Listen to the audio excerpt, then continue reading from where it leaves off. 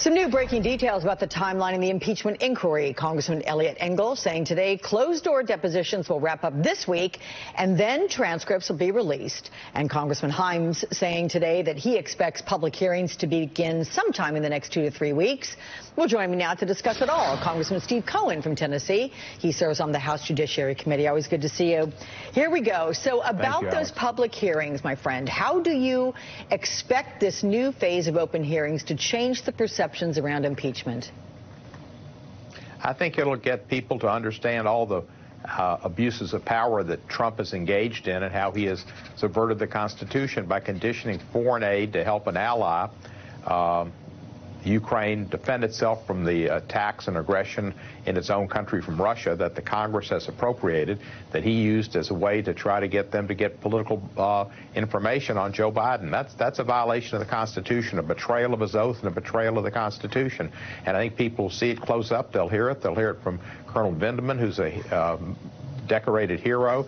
They'll hear it from Fiona Hill. They'll hear it from Ambassador Taylor. They'll hear from other people. They might even hear from Josh Bolton. And I think it'll get Republicans that are not right now not for impeachment to be for impeachment, because this man has committed offenses that seriously rub up against the impeachment clause in the Constitution. Well, of course, John Bolton would be the big one. I guess that would be scheduled for Thursday if and when he shows up. That said, from what has already come out of these testimonies, do you think there's enough to draw articles of impeachment against the president right now?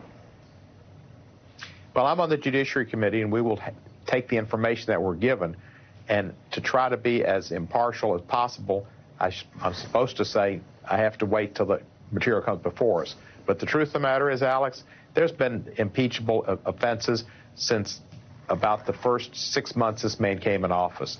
And the Mueller report didn't do a good job of laying out. I've been calling for it, and it should happen. Not before he got elected. All that hooey that they putting out that some of these people wanted to impeach you before he got elected or from the first day. Not true.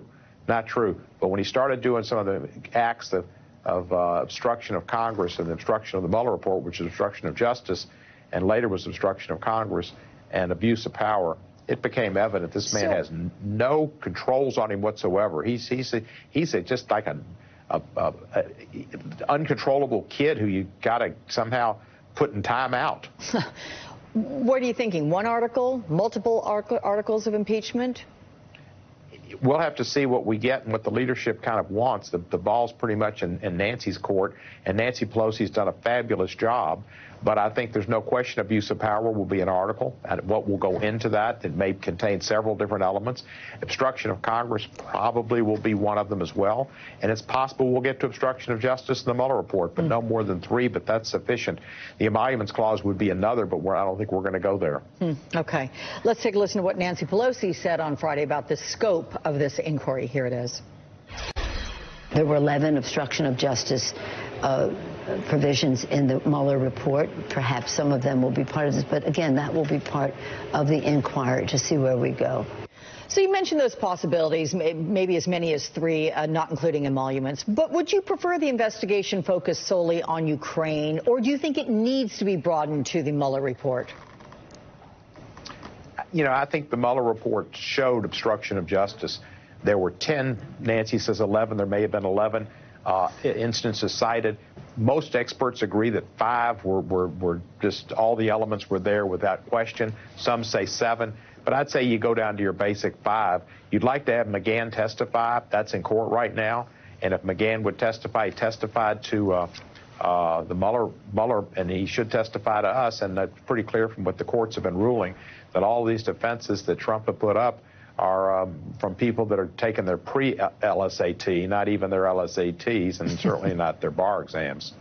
So let's take a look at the new NBC poll that is out today, and it shows just how split the American people really are on the issue of impeachment. I mean, we look at these numbers. Yes, 49, no, 46, unsure, 5 there. What do you say to your constituents who say this whole investigation is just one big partisan endeavor?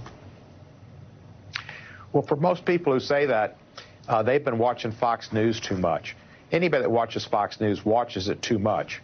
And these people watch it, and they just eat it up, and they buy all that stuff. And Hannity and what's her name, Laura Ingraham or whatever, who said that allowed New to say the Vindman was a traitor or dual citizenship or whatever, dual alliances. and Dershowitz sat there and listened and was like a quisling. Those people are in on it. They are co-conspirators with Trump.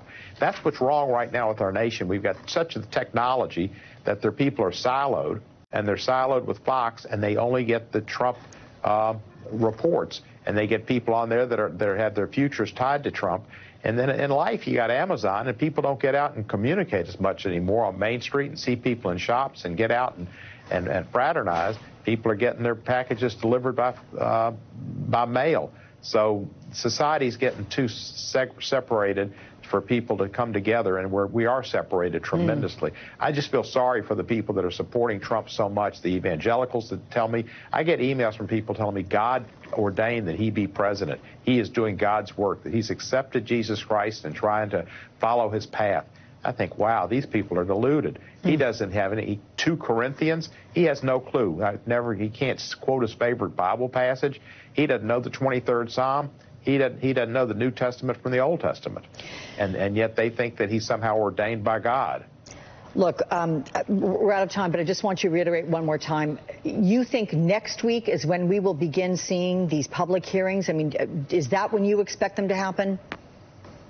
Not necessarily. I think Jim Himes is probably more on point than Elliott, because they've got several people they want to interview. The 2 attorneys that took the phone memorandum and locked it up where it shouldn't have been locked up so nobody could see it. They'd like to hear from them. They'd like to hear from Bolton.